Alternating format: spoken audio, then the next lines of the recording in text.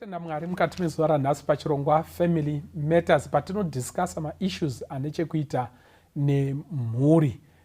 Mukati mezuva ranhasi tine nyaya iri inopisa iri current zvakabata pari zvino, especially in Zimbabwe, because it is affecting families. We are going to talk about it. But tisati tapinda mukati menyaya iyi, regerai musangane nedare redu kubva nechekurudyi kwangu.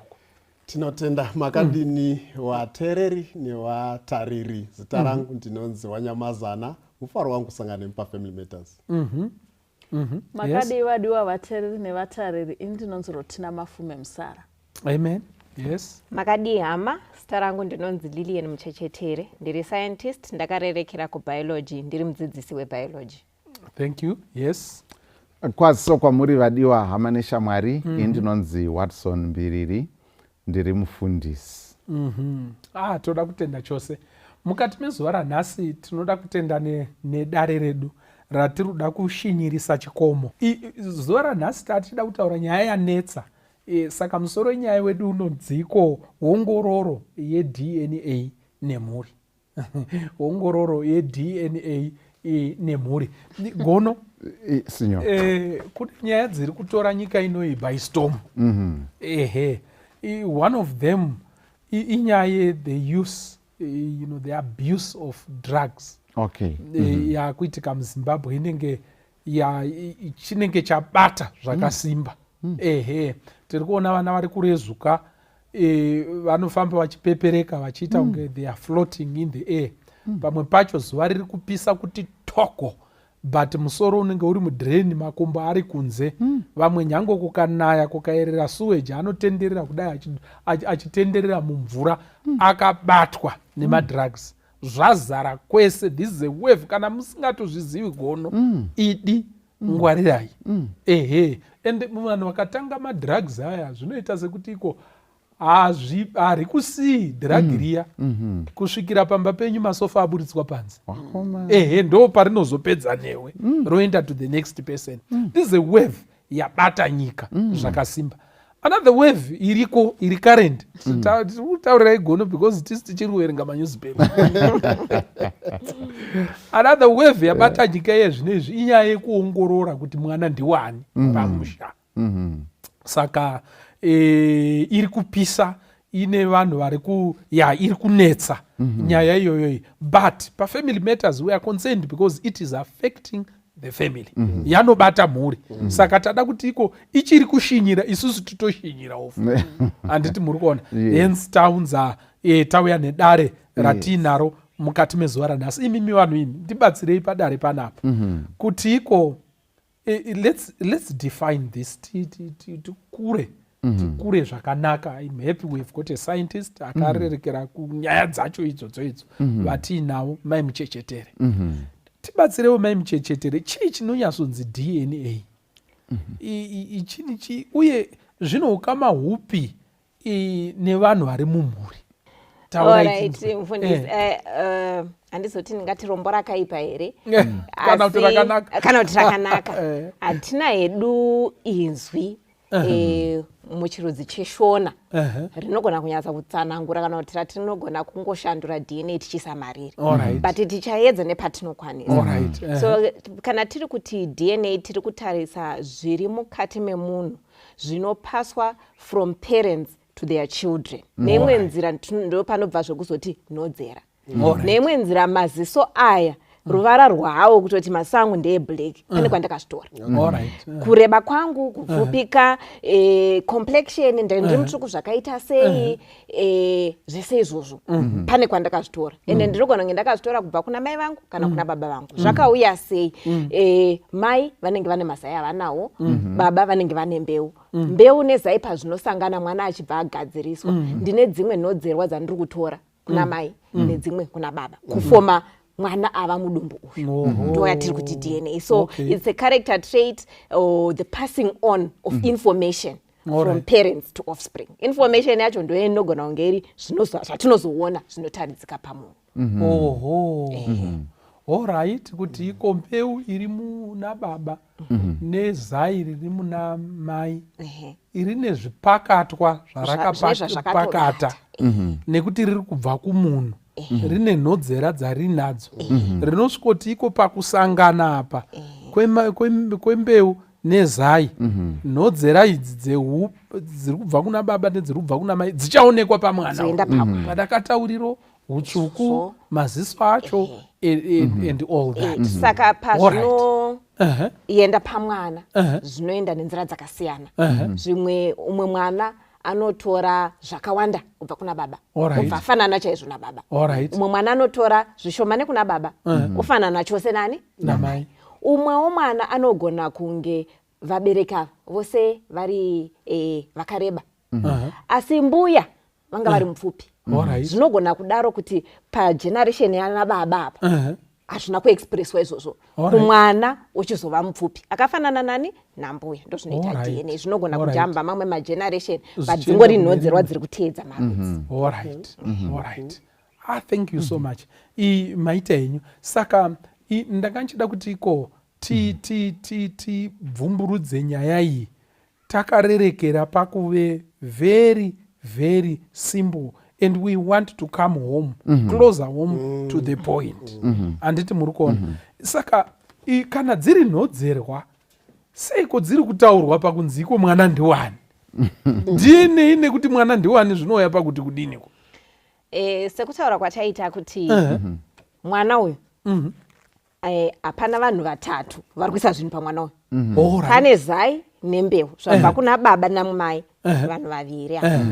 So kana pazoitwa ongororo kutariswa kwazvo toda kuona kuti pazvese zviri mwana uyu akazviwana kupi. Saka marongedzerwa azvo ndangoti ndiite kakuratidza marongedzerwa azvo toti ava ndibaba ndaratidza kuri kwewhite. Nhodzerwa idzi dzakarongedzwa kakaita tumaladha. Saka papanogona kunge pari zvemaziso apa iri complexion apa iri height zvakanyatsorongedzwa zvakapekwa. Zvamai ndezvizvi zvamai ndatrai kuzvisiyanisa nezvababa kuti ndazviita kuti zvive nerumwe ruvara. Pazvinoenda kumwana zvimwe pamaziso atora amai pakureba atora kwababa pamatauriro ndekuku nzeve dzake ndekukuku nemaproportions akasiyana. Vana mumhuri manje havatori futi zvakafanana. Uyu anogona kutora 10% zvababa ne90% zvamai. Second born manje 50-50 ongobhalansisa. Third born manje pamwe obva ati 70% kuna baba. Saka zvinogona kuita kuti mumhuri medu vana vanosiyana nekuti zvinoenderana nemaproportions ekuti DNA yatorwa nemaproportions api. Again it's by chance. It's just a probability. Pakusangana kwembeu mamixed acho anongosiyana siyana. Saka paongororo manje panogona kunge pane ari kunzi alleged father. Saka zvazvinoita tinotora any tissue pamwiri wemunhu any part of mwiri wemunhu inenge neDNA. Inogona kunge riri ropa kana vhudzi chairo tototora kamu yamunoshandisa tototora nevhudzi remwana tinogona kutonomechanisa kana zvakangosiyana siyana any chinobva pamwiri wemunhu. Saka vana muzvinafundo vanoti tinoda sample inobva kuna baba vari kunzi alleged nokuti chatiri sure of ndimai vemwana uyu. Baba hatisi kuziva kuti mbeu ndeipi. Saka tatora sample yaalleged father A naalleged father B namai nemwana vari 4 tonoongorora tobudisa maladha edu ayaya. Saka tinomechanisa kuti saka pamwana uyu alright apa ichi akachitora uku because zviri kuenderana ichi akachitora uku ichi akachitora uku tochenda pane mwe parent the alleged father A ichi akachitora zviripo pamwana zvinoratidza kuti zvakabva uku tozoenda pane alleged father B totoona kuti maladha ariko zvawo but zvakatopesana Alright. hapana mamatches aripo Hapana. ndo patinozosvika pakuti chiripo here chenyu baba pamwana uyu kana kuti hapana Alright. chenyu Excluded. ya zvakaoma mai Musara iongororo dzakuitwa idzi dziri kubata sei mhuri just the relationship Yes. Yes. I think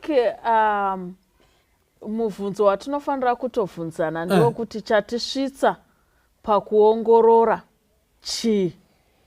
maziziso kandiona akatizana ari kuita unge nyimo asi angu anenge akango haana kudaro amai acho zvinonotoredzerana asi angu shuwa hapana Namhaka yekuti kazhinji takatarisa kudivi remadzimai pane zvinoitika societally neculturally kuti pandinobata nhumbu paya nhumbu yese ina baba handiti ndochokwadi chiripo saka nhumbu yose ina baba ndechekuti inini pandinobata pamuviri ndichaenda kune alleged father A vandiri kuziva zveshuwa kuti ndiwo ani ndiwo baba vemwana ndasvika kuna alleged father A vaya vandiri shuwa kuti ndivo ndobva ndaita chii ndavandiramba ndichaenda pana alleged father chi B vonotambira havo chiinai nhumbu iya togarisana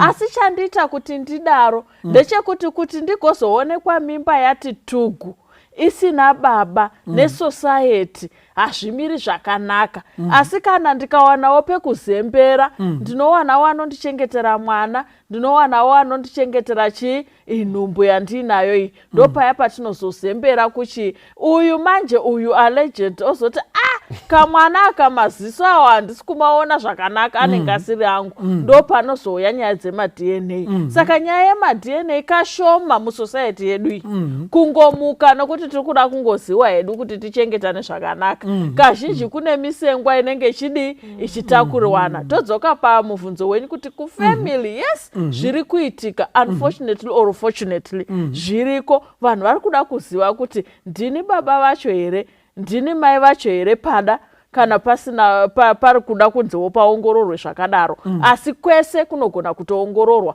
kuti ndini mai vacho here vemwana kana kuti ndini baba vacho here vemwana. Alright. Vanyamazana muri kuda kupinda yes toda kutarisa nhaurwa iyi takatarisa mhuri handiti muri kuona yes DNA ndiri kuona iri yakanaka maonero angu hamusi shuwa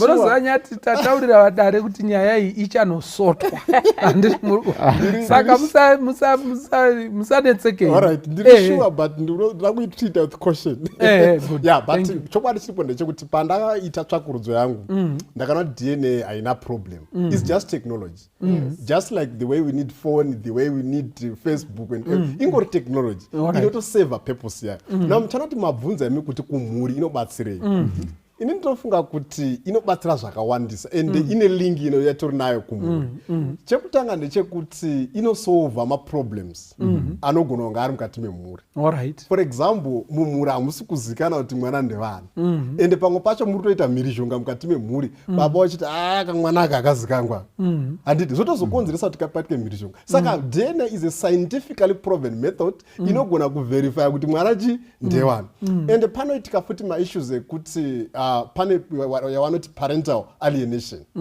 yekuti mudzimai anogona kuti no mwana ndinaye but handisi kuda kuti iweyo usvike padhuze nemwana wangu handiti but still baba vanowo marights ekuona chi mwana vavo saka DNA inogona kuadressa those issues then poita futi maissues ekuti pari kufanira kuitwa maimportant decisions mukati memhuri about a child for example amai vafa hapana birth certificate hapana marriage certificate ndeipi imwe way yatinogona kuona nayo kuti who is the rightful guardian for this child saka ndo patinogona kuita DNA baba watoonekwa kuti ndiwo muridzi wemwana saka pane maissues akawanda ende chimwe chinhu chisingafanira kukanda section 19 yeconstitution yedu inoti mwana ane right to family ende ndofunga kuti right to family inoinvolva kuziya kuti who is his or her rightful father saka inotori right yemwana kuti aziye mubereki wake chaiye but tiri kuti of course fatherhood transcends just a biological father but mwana anokodzero yekuziva kuti baba vake chaiwo ndewapi ende mukada kutarisa muchishona chedu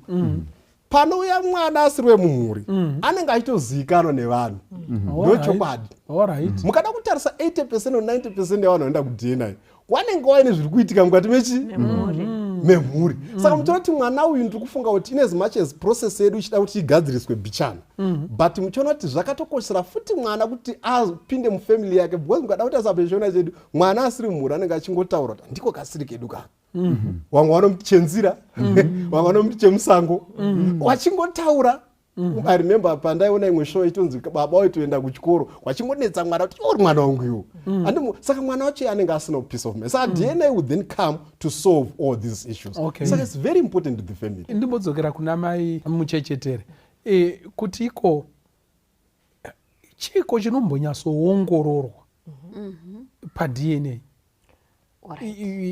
And then maybe you can give your contribution first but totarisa. Okay. Ndatsanangura kuti tinogona ngotora chiro chinhu chiri pamwiri wemunhu totofananidza chinoongororwa mwiri wemunhu une mabuilding blocks tudiki diki tunonzi macells twatakaita tiri form 1 saka mukati mesel rega rega mune kamwe kapart kanonzi nucleus kanochengeta genetic information. So that's the part we're interested in. We are going to extract the genetic information ndiyo inoongororwa saka hatisi kutarisa zviri kunze we are more relying on what is inside on the blueprint kunyange zvisina kuexpresswa kunyange imimi musina kuratidza utema hwambuya wenyu but jini racho munaro so we can read it even if this child now who somebody is an alleged father to baba vari light mwana ari dark skinned anditika we can trace to say asi baba ava ndibaba vake nekuda kwemamatches atakwanisa kuita kunyange this particular gene risina kuexpresswa pamwana kubva kuna baba saka chinoongororwa mukati memacells tinopfuura pane zvinoonekwa topfuura pane zviri zvatinogona kubata toenda pane zvisingaonekwi zvinototariswa nemishina nemamicroscope kuti tinyatsokuona genetic information inowanikwa mukati memacells. Saka pakadzama saka it has nothing to do with maziziso atiri kungotarisa kana kuti dzoro rinenge rangu handiti muri kuona but munodzika kusvikotarisa musel chaimo nucleus then baba alleged nemwana vakatosiyana ukatovatarisa zvinogona kudaro ningade kuti tambotsanangura kuti mwana anogona kutora zvizhinji kuna mai nezvishoma kuna baba asi still vanenge vari baba vemwana. Alright. Saka ndiri kuti iko saka ndiri kutoona sekuti iko vanhu pari kutanga kuita nyaya mwana anenge afanana nemunhu anozikanwa ari pedyo kupedyo handiti muri kuona pamwe vanhu anoshanda namai kana kuti munhu anoshanda nababa handiti muri kuona saka zvezvinoonekwa zvezviri kunze ndo zviri kutotanga kutaura kutonetsa handiti muri kuona naye ndo zvakonzera vakawanda maybe vazhinji netumwewo tunhongwa tunoi turi mumhuri zvikabatanidzwa munhu ozotarisa munhu wacho shuwa wepanext door nababa wepanext door zvonoti geje munhu obva aita simba rekuti mari ndakutonotsvaga ndinoita sei ndinoestablish zvino kana muchiti imimi it's so deep to the extent yekuti iko pane zvimwe zvitomboripo but iye munhu aina baba wake gono munoti kudii nenyaya iyi inyaya yakasimba zvikuru kwazvo nekuda kwekuti rega nditangire pakati tambanukei pekuti nyaya yemadNA test sezvataurwa naanyati inoshanda pane zvakawanda munzira dzakasiyana siyana zvakaita sekuti I think forensics paitika tsaona kana kuti vanhu vatsva havachatozikani kuti uyu ndiani kana kuti ndiani DNA inokwanisa kubetsera kuti uyu ndinhingi uyu ndinhingi and so on kana kutoti even ibhodhi yatoitwa exhumation yatocherwa kunzi akasovigwa hameno kuti gore ripi still inokwanisa and then pane vamwe vanoita maDNA tests takanangana nemhuri saka inokwanisa kushandiswa ndakanzwa futi from veinvestigations investigation ndo pandanda kuya umhondi follicle inokwanisa inototipa macells atanovhenekwa aya saka inoshandiswa kusolva macrimes aitika and zvakare kune vamwe vanhu vekuti anongoda ngoziva kuti takambobvepi nekuda kwekuti mumwiri mangu mwiri menyumu hamusingori sinyoro mugere kudai vana sinyoro vakabva kumashure uko varipo nemi apa vakasiya pane maungira aripo saka kune vamwe vanoenda like for example mablack americans nevanhu kunana south america uko vanenge vada kunyatsa kuziva kuti takambobvepi saka vanoenda for madna tests ekuti inokwanisa kuita zoom to 2000 years ago from your body yochikupa map wochiudzwa kunzi you are 3% Italian you are 16% Nigerian pamugera apa munogona kutoonekwa kunzi mune Norwegian blood there was someone from Norway somewhere in the tree akasiya ane maungira amunawo ipapapa saka zvinogona kushandiswa nenzira iyoyo edu ndeichiputukezi zvavo zvinogona kudaro kuti mufundisi mamwe mabudiro anozoita nyaya idzi mwana arwara pakuda inogona kunge iri blood transfusion kana kuti an organ transplant saka the only person who can donate an organ is somebody anenge aine zvisingazo rwisana yes ndo panozonzi kudai munhu anogona kudonetera mwana kidney ikati tototangira padhuze ndimai yacho aiwa is a different blood group toenda kuna baba vacho aiwa saka mwana kana asina zvinobva kuna mai asina kubva kuna zvabvepi mwana ari in need of a delicate organ we're looking for a match or a sponsor but so we start padhuze chatosumuka saka zvino kana iwe watadza kudonetera mwana indatadza mwana ndewano ndewani tanga kutsvaga manje yes exactly thanks so much for that yes so mochiona kuti yatiri kutaura manje ndemapaternity tests ndeimwewo use yatiri kuitawo kuedza kana paita kufungirana taakuda kuchiti ipo panzi mwana ndewani taakuda kupindura mubvunzo upi uyu taakushandisa DNA kusolva nyaya dzepaternity test but DNA pachezvayo inotipa information about munhu inogona kushandiswa zvakawanda kusolva mamwe maproblems and then ndoda kupa example yenyaya yaSandra Liang kuSouth Africa akazvarwa during time yeapartheid mai murungu baba murungu iye mukaradi in fact unototi munhu mutema she's still alive okay but ane madocumentary akaitwa nemamovie akatoitwa on it turned their life upside down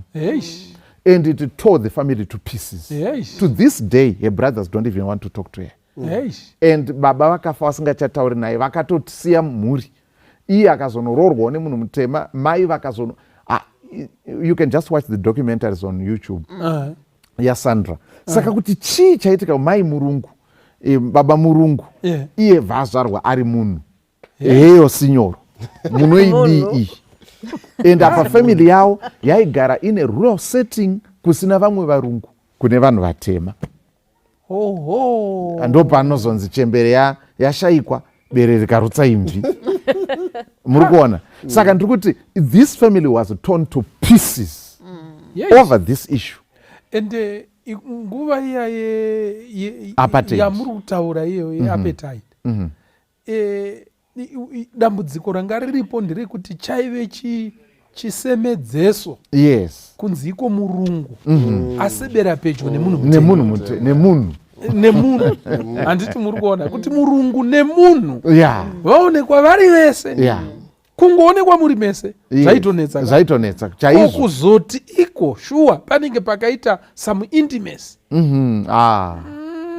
it was a crime on its own on its own saka tiri kuti nyaya dzekuti dzekuedza kuziva kuti saka apa idambudziko raro rekuti the state ndo yaipindira kudetemaina kuti uyu haagoni kugara neava uyu and so on but tiri kuti pakugara kwedu sevanhu nyaya yepaternity iyoyi inokwanisa kuva nyaya inokwanisa kuunza kunetsa zvakasimba saka nevanhu vachizoti let's go for this test tiedze kusettle maquestions alright maimsa you wanted to say something. Yes, indoda kudzoka panyaya yepaternity test iyoyoyo. Zvimwe zvakawanda izvi ndizvada gono.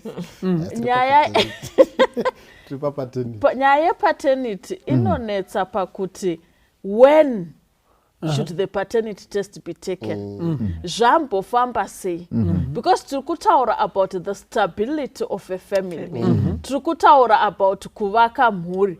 Tichidzoka munomu tichibvunza question, how many are taking the paternity test kuti vabuilde mhuri?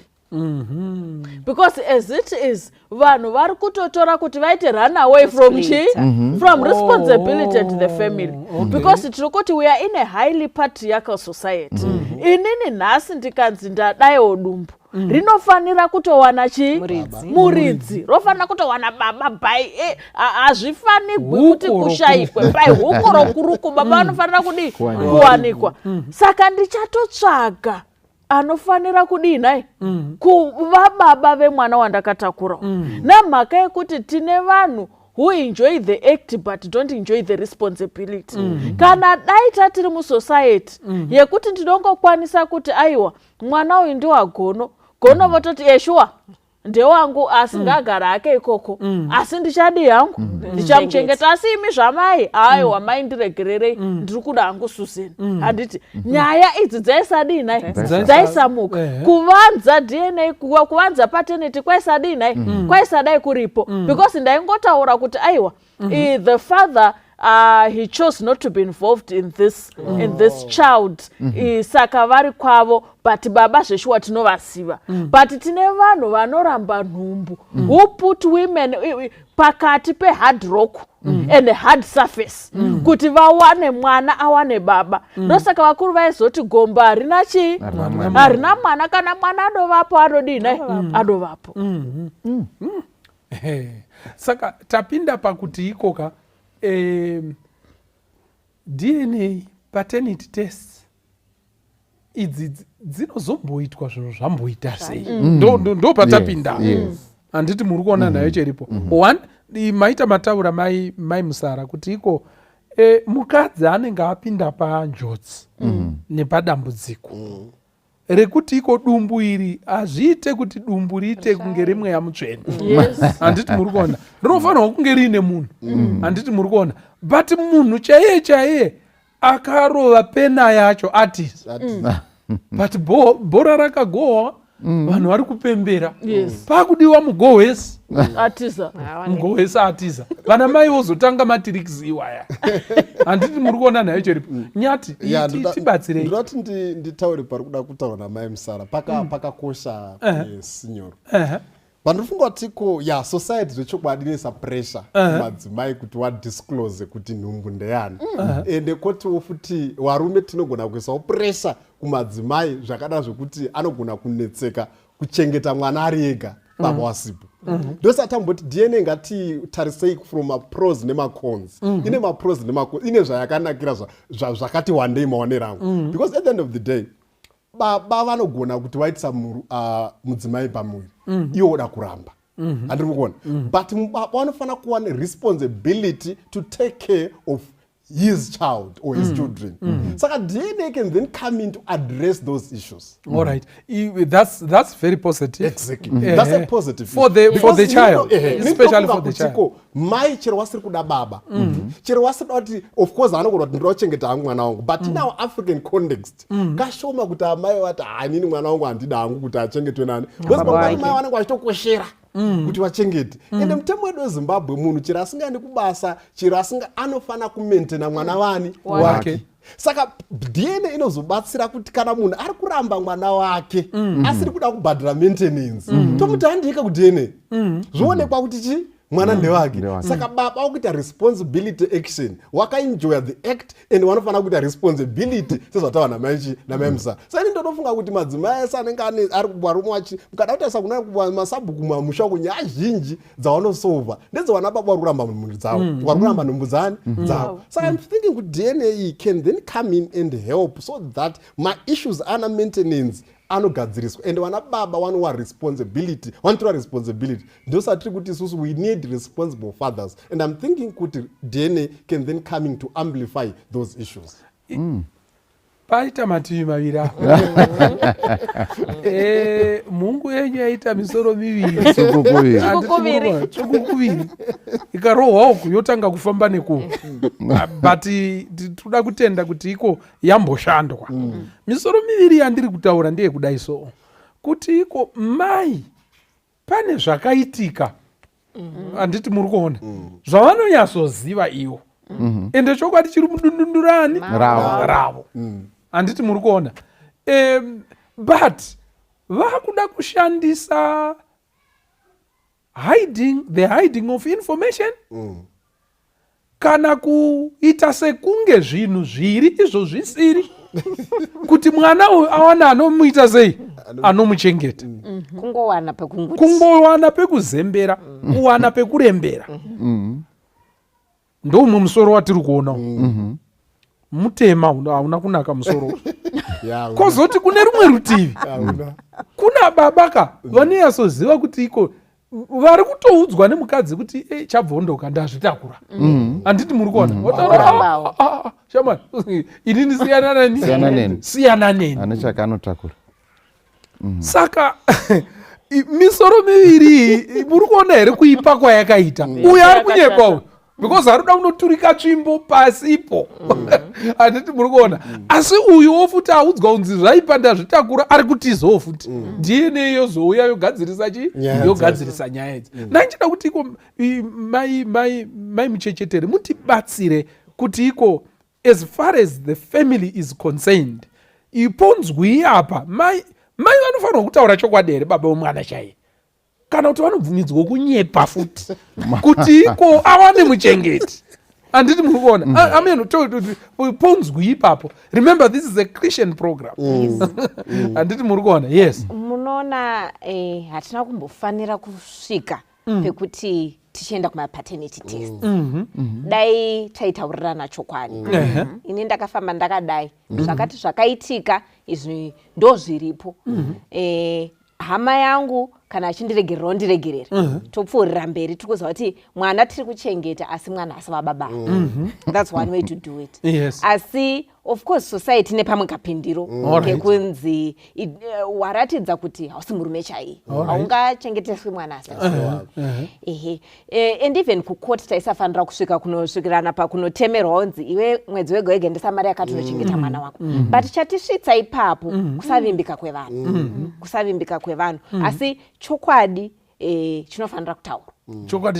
Chokwadi chichitaurwa tinofanira kuzvinzwisisa kuti chokwadi chine matuso acho, consequence acho unongorarama nawo. Asi free yourself from the burden of carrying a secret for your whole life kusvika maziso emwana akunzi ase pano. Because kutaura pachena kuti ndakanga ndambosangana nemunhu akadai, yanga ari muridzi wepamiri ndisati ndasangana newe, zviri nani pane kuzoyanikwa kunzi taenda kuma-DNA wakuda kupruvhirwa nebepa, chokwadi chaunga uchisiya. Saka chokwadi ichi chebepa hapana anogona kuwanda. Taakungoti zvinhu zvese pachena black and white, but sezvataurwa namai Musara, ma-effects acho manje kashoma kuti ave anobatanidza mhuri. Saka kutaura chokwadi kubva pakutanga kuri more building and kunogona kugadzirisa zvinhu zviri nani pane kuzoda evidence yekuma-DNA test. Asika vakomana panotaurwa chokwadi ichi panodyiwa rinopisa here musi wacho. Ndo zvinonetsa. Tibatsirei mai Musara. Ndaona kuti iko chokwadi chacho munoda kupa bata. Yes. Panodyiwa rinopisa here. In an equal society. Dai tiri mu-equal society zvaiitika nyore nyore. Handisi kukurudzira vakadzi kunyepa, but ndiri kuti ngatidzokerei to the basics. Ngatidzokerei panyaya yacho. Nhasi vaMusara vakauya vakati mai Musara sorry, pane musikana akatakura nhumbu yedu kwamurewa inenge yava yedu. Zvinotarisirwa nesociety kuti mai Musara vati maita mabuda pachena, mwana ndichamutora ndochengeta, ndikada kutoramba ndinogarigwa dare kuti handiti vabuda pachena, kuratidza kakuti vari sori, chingotorai mwana muchengeta. Inini ndikatakura ndikaudzawo vamusara sorry ndatakura semina nhumbu yedu yedu Chipinge iya pandakaenda kuya ndakanotakuriswa nhumbu yedu neumwe murume munoziva pamuri kutozvitaura hazvitauriki ropa rangu tozoda urova munhu you see now tava ndisati ndapedza muromo uyoyo muromo wacho unenge usitoripo muromo namazino zvezvisisizvemangwana nyika yese inenge yadii futi yatoziwa kuti maimusara vakanoitiswa nhumbu vakauya nemwana pamusha asi tine varume tikada kutora sensasi takagara kungoti vakatitarisa vari kuteerera chirongwa kuti vakachengetesa madzimai avo vana vasiri vavo vangani kune vakatotitarisa izvozvi sensasi munoona kuti madzimai vanochengeta vana vevarume vasiri vavo asi varume havazodi kuchengetavo zvaitikawo kuti mumwe aitawo mistake iyoyo ari wechinhukadzi saka ndo patinozouya paya pakuti munhu anoti zvokwadi chirega inongofambirana nenyaya yevakuru yekuti komba harina mwana kuti mereji irambe yakabatana nokuti musi wandinozviti bufu ndopaperera muchato wangu asi handisi kukurudzira vanhu kunyepa but ndiri kuti let's look at the societal implications of the whole process. Gono imunyasovheneka yapa pamuruda muzhaga detsvimbo yenyu makavheneka apa pandoda kuti muise tochi yenyu neziso ndepekuti iko iye zvino izvi vari kuenda vacho kuti aiwa hendei tinotariswa ameno mapesendejes kuti akamira sei but ndinenge ndakanzwa anenge maungira ekutaura kuti zveduwe hakuna murume ane mwana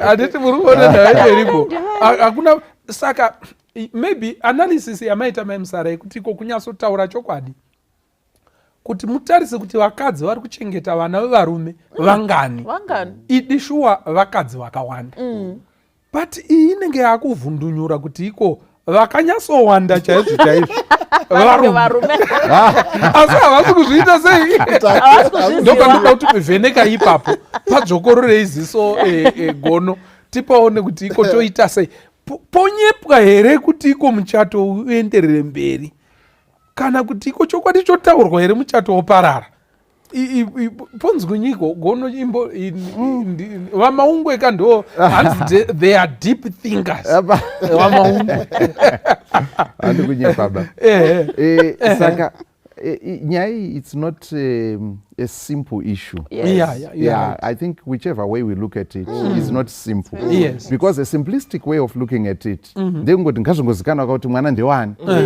kana munhu achifamba utofamba it's not that simple. It's not that easy.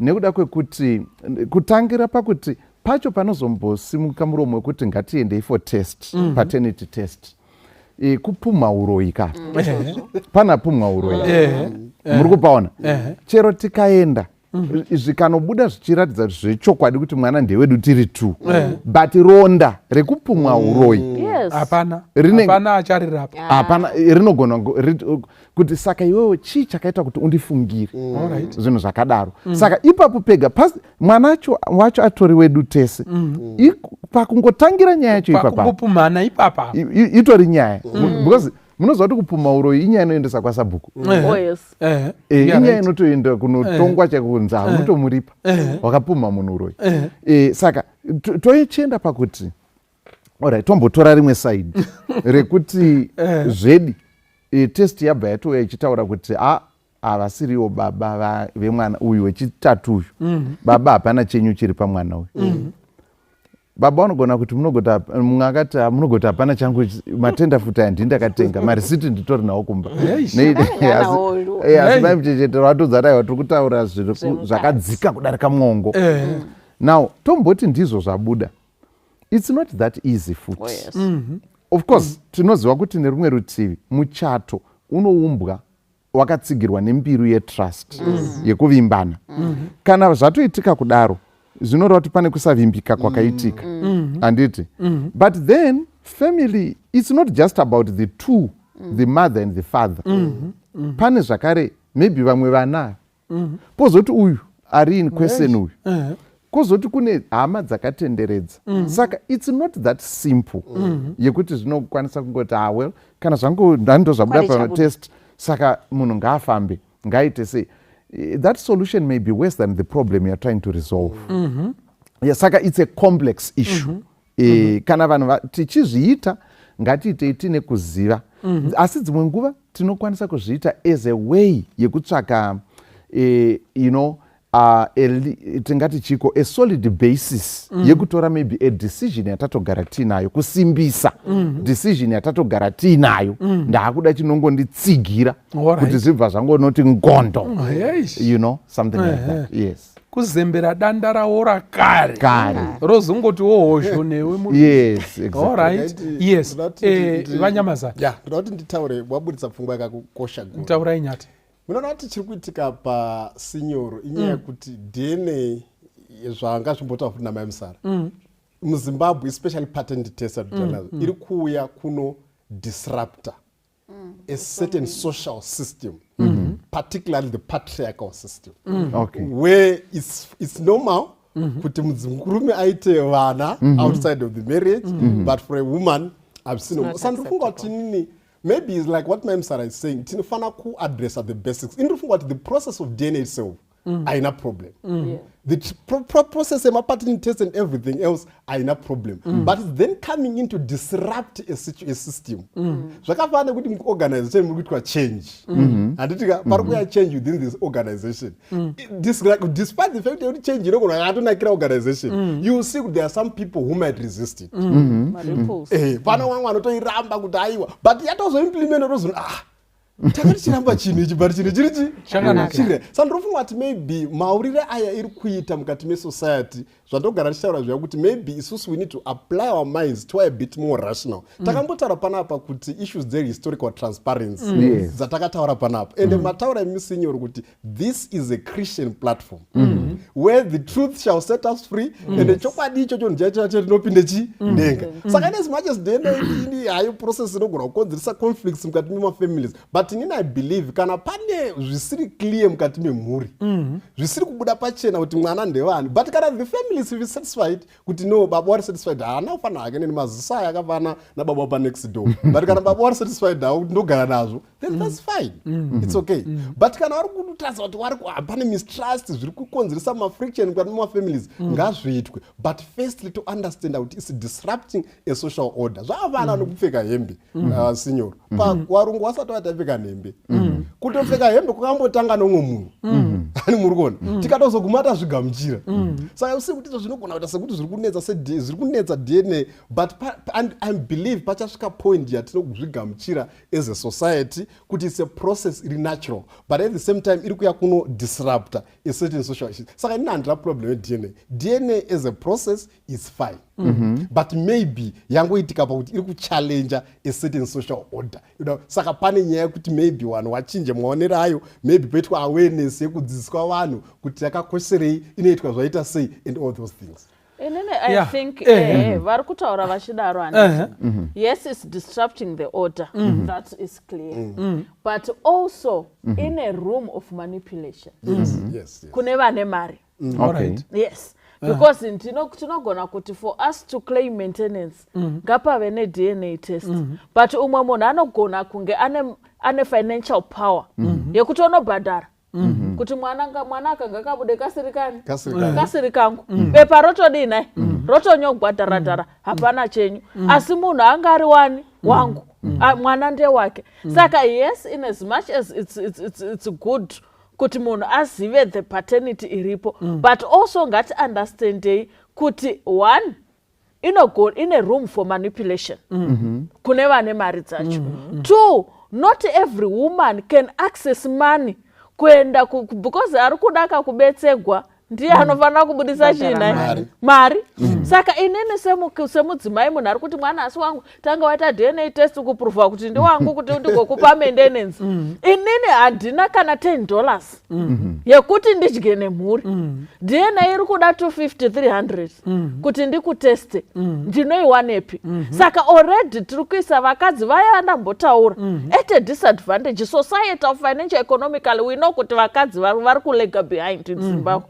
Saka tiri kuramba tichivatsikirira nemhaka yemamale privileges agara aripo. 3 chimwe chatiri zve-social disruption zvataura, pane vari kuzorambwa kana dai taita hedu toenda kuma-paternity test pacho tobuda uyu wechi3 hasi wedu sorry baba ndachikumbirawo kuti mudi chinotochidii naye museyamwe chinotochidii naye murambwi. Aiwa, inzwa izvi inini pandamuvha ndichibva ndipekuti iko toramba here tichifamba nenzira iyi yakadaro yekuti iko mari inototsvagwa asi munhu achinyatsoziva hayo kekuti iko mari yakutonyura hatiti muri kuona nayo chiripo.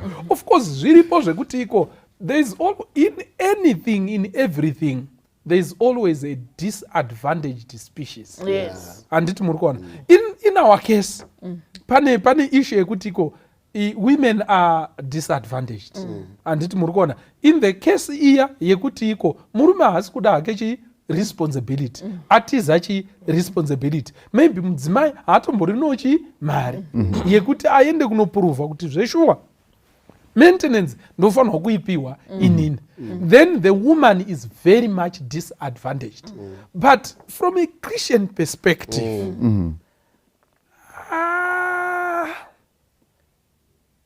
Davita akadzimara atoona kutoti Uriya ngaarare. From an ethical perspective. Handiti muri kuona David akatodzimara aona kuti iko panapa Uriya akadzoka kuhondo pakaitwa DNA panapa panoshata pamusha panapa kudzimara patofa mumwe munhu. Handiti muri kuona. Saka ndiri kuedza kutaura kuti iko pane zvimwe zvinhu zvatiri kutsamira zvichangoputika anytime tichiti kubata kusimbisa muchato. Handiti muri kuona topaita seiko naigono unenge wakatosimba here muchato uyu by the way. Zvandiri kufunga ndezvizvi nekunaka kwayo paternity testing advantages ekuburitsa chokwadi pachena toti nyika yeZimbabwe yangoti munhu wese kupaternity test. Munhu wese kuti azive mai vake nababa vake sezviri kuitwa kujungwa uko. Munhu wese ingoziva mai vako nababa vako chokwadi chakanaka. Otherwise haupindi muzupu. Otherwise haupindi muzupu ko uchisingazivi baba vako. Vashoma kana kuti vazhinji handiziva amwe proportions. It will be well with them, it will be life as usual. Vakawanda upenyu huchashanduka. So kunaka kwechokwadi kune chekuita netiming. Sekutaura kwaitwa futi namai Musara vachitaura kuti izvoni when is this test going to be done. Chokwadi chakanaka hongu asi kana chokwadi chozotaurwa 25 years later mwanasikana wakuda kuroorwa chichandibatsirei nhasi. Pachaitofanira kukosha ndepandaifanira kukuvimba kuti ndifambidzane newe despite knowing kwawakabva nako. Right now is deception. Chero chokwadi chikachabuda chero kati sorry chero kachapfugama 25 years of living a lie will not change things.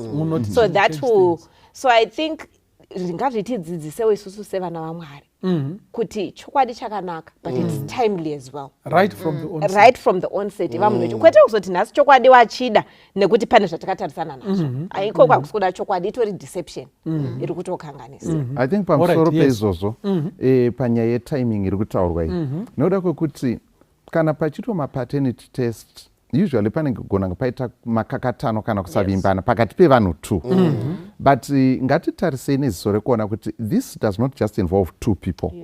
Pane mumwe maybe mwana uyu nemhuri yese iyi titori nema emotional bonds, social ties are around this whole it's a system. A family system itoripo. Zvakadaro zvokuti kana pakuzoitwa test after so many years maybe zvakutoda kutoti mwana wacho atobvume futi kuti test yacho iitwe because zvine maramifications akasimba pamusoro peupenyu hwake, identity yake kuti saka ini ndinani and so on.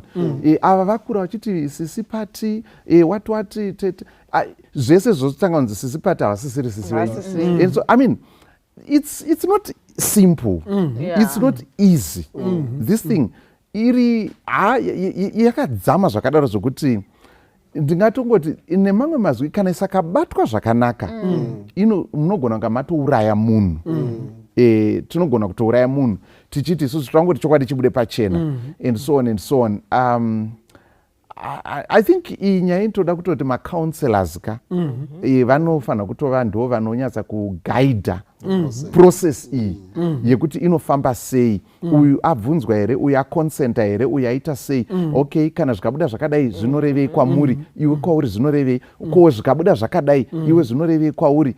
Vanhu vonyatsa kugadzirirwa psychologically all the people that are necessary paissue iyi. Otherwise haisingori nyaya yevanhu tu iyi. haisingori nyaya yevanhu tu. But I don't know, how do we see it? Because inini I believe kuti iko pane panonzi let the sleeping dogs lie. But you can't say that when there is a storm. Because if you let them to lie, somehow the storm will wake them up. Anditi muri kuona nawo yacho iripo. Pane zvimwe zvinhu zvekuti iko ndagarisana naGambiza mukadzi waSinyoro, mudzimai wangu uya. Tata ane homwe neameno bhandi nebhurugwe. Unoziva kuti unogona kuda mukadzi wako kusvika pakuti iko nyangwe ndikanziko mwana uyu haasi wako zvigoita sei, zvigodini, vanogara panapa maya. Anditi muri kuona you are past that. Anditi muri kuona ndo panonzi let the sleeping dogs lie, because everyone has accepted each other. And nyangwe kana paine any mistake yakaitwa nemudzimai wangu achazonditaurira pamwe akuda kufa, anditi ndizvere, I will forgive her and let her die in peace. She can forgive me and let me die in peace. Anditi muri kuona let the ichokwadi hapana zvachichashandura in such an environment. But where there is a storm, DNA yonzi iko paternity panapa ngaiitwe. Moti iko no let the sleeping dogs lie, it doesn't involve two people only, zvinokuwadza. Saka ndiri kuona sekuti iko if you let the dogs lie, sometimes the storm will wake them up. Anditi muri kuona. And tiri kubata futi nepoint iyo yekuti iko maybe padare rino iri ngatidzidzisane kuti iko kana paitika chimwe chinhu chinoda kukumbira ruregerero kuna Mwari nemunhu, chigadzirise chinhu nguva iripo. Anditi muri kuona. Otherwise this thing is going to hound you, and the more you delay the more it becomes complicated. Anditi muri kuona. Ndofunga munoziva muchangotorana kutaurika kuti ndakaita mistake, pamwe rudo rwuya ruchiri kubvirazve unogona kuti I have forgiven you, zvotobatsira ronda riya roenda richirapika muri pamwe chete. Kwete kuti yuko middle age vanhu manetsana pane something and potonzipo after all mwana uyu kauti nemagariro awakamboita nekubata kwandakakuitai musi uya uya nemurume akati aiwa mwana uyu ngatimbonotarisai. Can the sleeping dogs lie? Takadaro nyati imbotibatsira patori tricky sinyo. Ini ndoda toti kuna panyaya dzatiri kutaura we should not normalize things that are not normal. Good. Social system yedu pane zvimwe zvatakatorareta zvataisafana kutorareta. And one chacho ndo chekuti gomba harina mwana. Gomba ritori naye mwana. That's point number one. Uku DNA ndo iri kuramba ka. Iri kuramba kuti gomba ritori nemwana. It's as good as tinogotara panapa Sinyoro naGono newadare. Now the gender based violence. Ndo chimwe chinhu takanomalaiza musociety. Alright. Tichiti mudzimai achirohwa totishingirira. Handiti tichiti murume achita achipfambi toti ndo zvinoita varume machongwe. Hazvisi normal zvinhu izvozvo. Alright. Zvinofana kutochinjwa. Saka kutouya kutoita DNA iri kuzama kutoti zvatiri kuti zviri normal hazvisi. Saka we are looking at these things from both a Christian and ethical point of view. Ndoda kuti upinde mutsoka dzemurume ari kujibidika kushandira mwana asiri wake zvisiri voluntary. But vakadzi asana vasina unyeperwawo aiwa inzwai there are two sides ndosati kuti vamusara zviri kutoitwa nemurume kuti anouya mukadzi ofoswa kubvuma kuchengeta asiri kuda because of social pressure. No, so we not right. Deconstruct that narrative. Let's go back to the basics. Let's deconstruct narratives. Titezeri. Aisiri mukadzi hafoswa kuchengeta murume mwana asiri wake. And it's not normal for a married man kuita small house. It's not normal. But society has normalized this. And similarly, it's not normal kutiti gomba na mwana. Saka zvese zvisiri normal. Let's deconstruct the social narratives. Titangidze zvinhu. Yes. From a Christian and ethical point of view. Aiwa,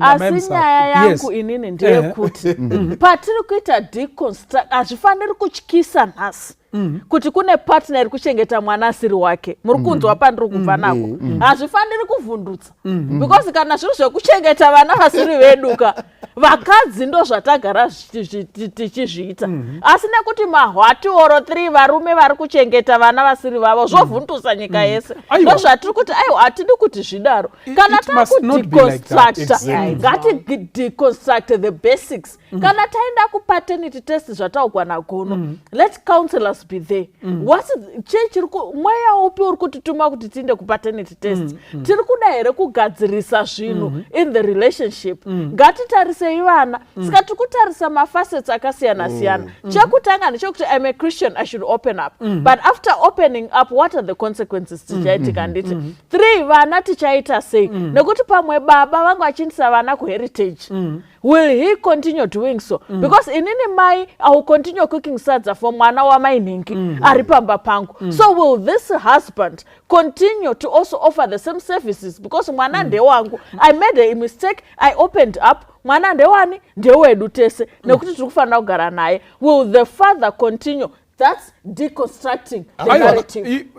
Patiri kutaura panapa ndeyekuti iko kangoma kedu akafanira kurira kakanangana kuvarume kuti vaende paadvantage over women neither should itirira kachiprotecta vana mai kuti vanyepe handiti aiwa ndiri kuti iko kwese ngatipazei kwese handiti ndizvo here kumurume kana varume vachiexpecta kuti iko kana paonekwa unziko kune mwana wemuhondo vatatu mumwe ari kwamurehwa mumwe ari kwamutoko mumwe ari vanofanirwa kuuya mumusha handiti ndizvo here kana mukadzi achinziko ngaazvigamuchire tiri kuti iko murumewo ngaagamuchire handiti muri kuona that's point number 1 point number 2 kana mudzimai tiri kuti iko kana zvamutadze ashungurudzika abayikana kuti mwana shuwa shamwari yangu ndoyani mwana womurume wangu ende ouya naye pano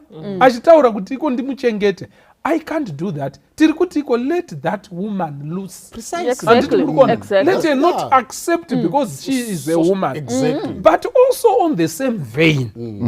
Murume ngaregere kuitwa forced down his throat kuti iko gomba rine chii rine mwana in a Christian platform yatiri gomba rifanirwa kuve nemwana mukadzi afanirwa kufoswa kuchengetedza iye asiri kugona kuzvigamuchira pasina any helpers dziri kumubatsira kuti iko zvimedzeke piridzi racho handiti muri kuona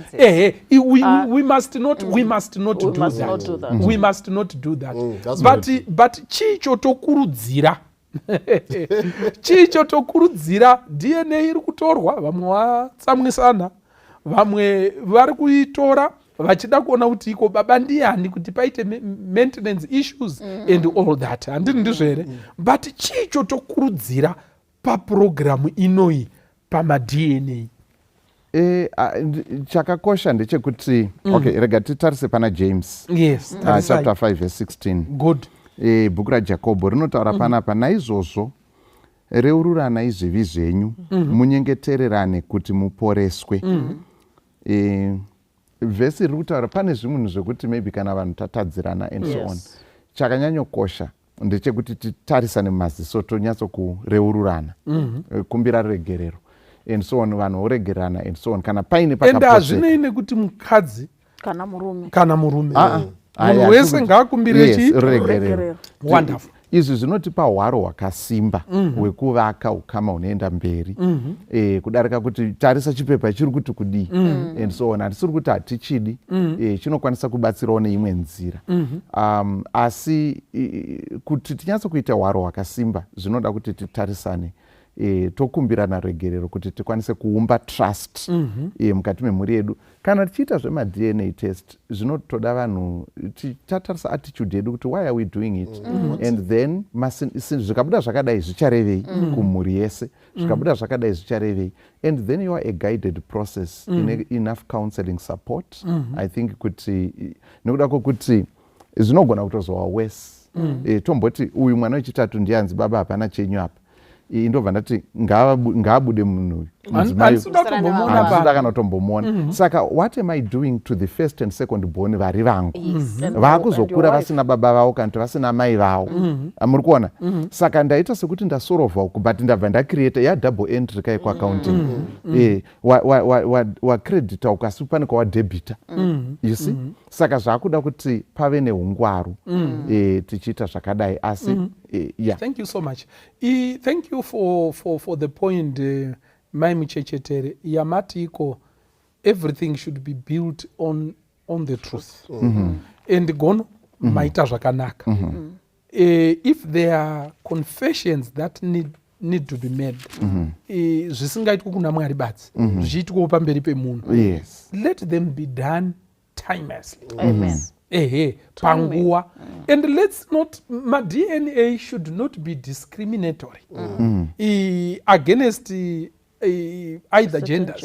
Anditi muri kuona nawe iripo, haafaniri kuuya kudzvanyirira rumwe rutivi ruchisara rwakadaro. But tiri kuona sekutiko zvinhu zvatanomaliza nhasi ndo zviri kutinetsa. Izvo zvekuti gomba harina mwana, izvo zvekuisa mukadzi padambudziko nepfumvu nekuti iko akonivhesa nekuti mukadzi, murume oenda scot free, potonzi mukadzi mugamuchire ngareurura wani. Handiti muri kuona nayo cheripo, zvopiwa kacertain privilege kune varume kasingapiwe madzimai. Izvozvo ndo zvakonzera kuti DNA nhasi ishoke, kuti iko vanhu vari kufunga kuti Yesu zvataifunga kuti vanhu vane vana, shuwa vanhu havana chii, havana vana. Ngono, you wanted to say something? Nguva yedu inenge yaita zvimwe. Rega ndingotarisa case iyi mubhaibheri hationi hedu zveDNA testing, paternity tests and so on. Asi pane case I think iri related somewhat to this, Genesis chapter 38. Chapter yacho yese iri kutaura pamusoro paJudha naTamari, nditezvara nemuroora.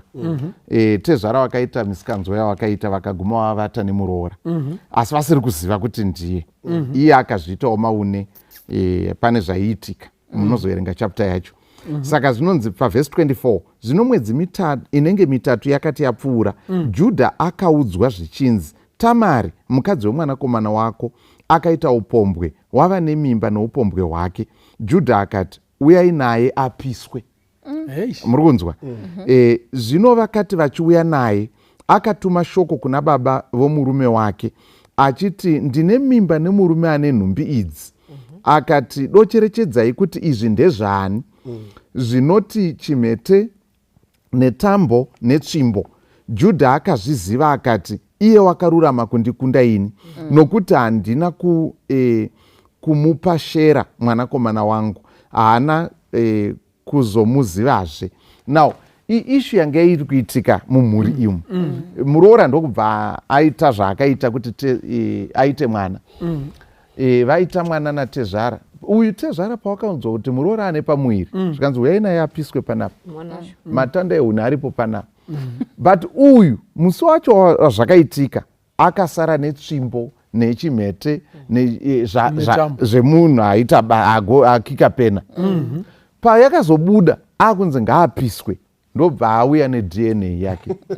Ikanzi dare nditarisire muridzi wetsvimbo iyi, tsvimbo yaizikanwa raini rese dunhu rese kuti tsvimbo ndeya that was DNA yani yake baba ava vanozokontinera nenyaya yekupisa munhu vakachibata gotsi vakati akarurama undidarika mukadzuku hapana akazopiswa saka muri kuona kuti in this case paternity test yakaitwa in that way yakatobetserawo kuita inequality yanga iripo kuti igadziriswe it resolved an issue mai ava dai vakabvurwa literally but the issue yakavaponesa it was that test neevidence yavakaunza so nedzimwe nguva zvinokwanisa kubetsera kugadzirisa mainequalities unfair treatment inogona kunga iripo and hypocrisy inokwanisa kunga iripo. Yes. Okay. Ameno last words wanyamazana. Yeah, nachida kuti panda ndichianalyze. Thank you for that biblical. Tichianalyze nyaya dzese idzi sinyoro. Chandoda kuti ndiendese kuvateereri ndechekuti action yega yega yatinoita muupenyu it will catch up with us whether positively or negatively. Saka I think zvakakosha kuti tingomind our actions whether uri murume kana uri mukadzi. It's always important to mind our actions. That's very critical. Even my youth vechidiki wedu vasati vapinda mamarriages zvatinoita nhasi zvichazotiteera even in future. Saka ngationgororei kuti kuzvifambisa sei, how are we behaving, and in as much as we don't paternity test iri kuzama kugadzisa maproblems mukati mesociety. Hakusiri kuti kunyange varume vari kunzi varume vanofanira kuita havo chifamba, tikuti ngazvigadzirisei maproblems ese tione kuti ndezvipi as machristians zvatofanira kugadzisa kuti titange tirarame zvakanaka mukati medzimhuri dzedu. Thank you so much. My Musara, please. Ndinongokurudzira vanhu kuti ngatiendei for counseling and ngatisivei the reasons why we want to take a paternity test. Ndiye kuzorasa umwe here, ndiye kuzodzinga umwe here, ndiye kuzodini. Let's have informed consent yekuti why are we taking, and also vana ngatitarisei kuti vana vachaita sei kana tichinge taita matest edu atiri kuda kuequalize zvatinoda kuequalize. Okay. Yes. I would say let's work on our relationships. Let's take this time kuti tigadzirisane by any means we can.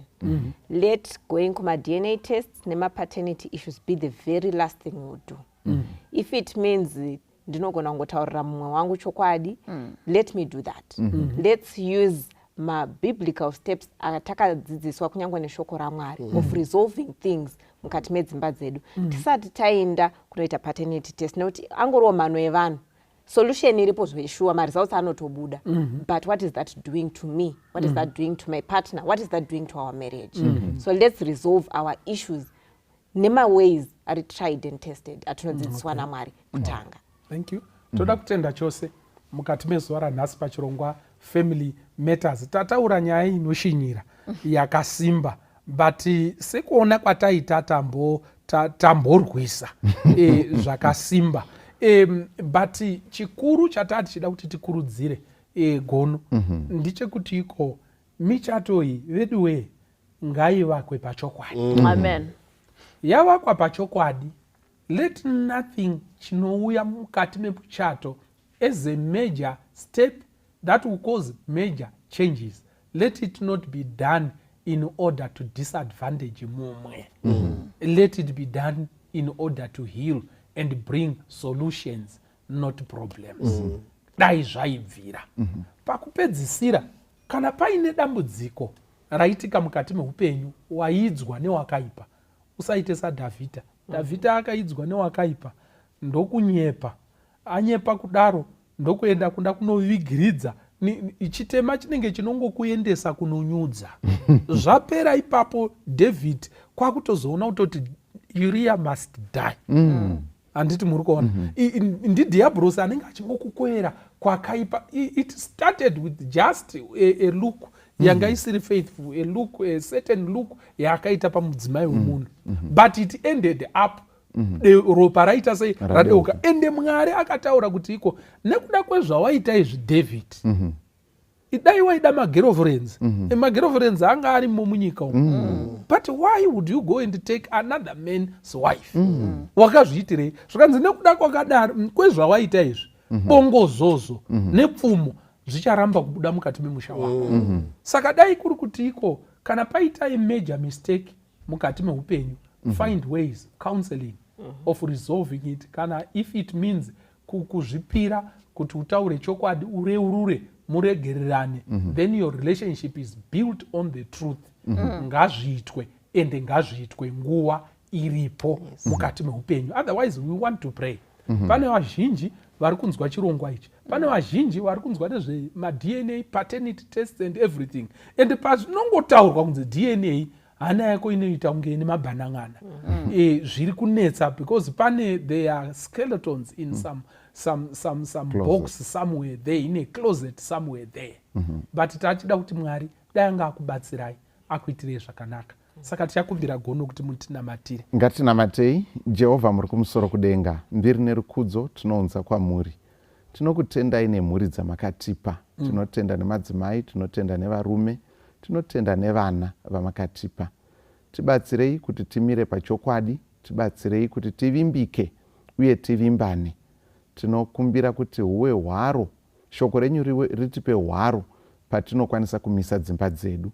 Pose patinenge takapesana nekusanzwanana zvakanaka.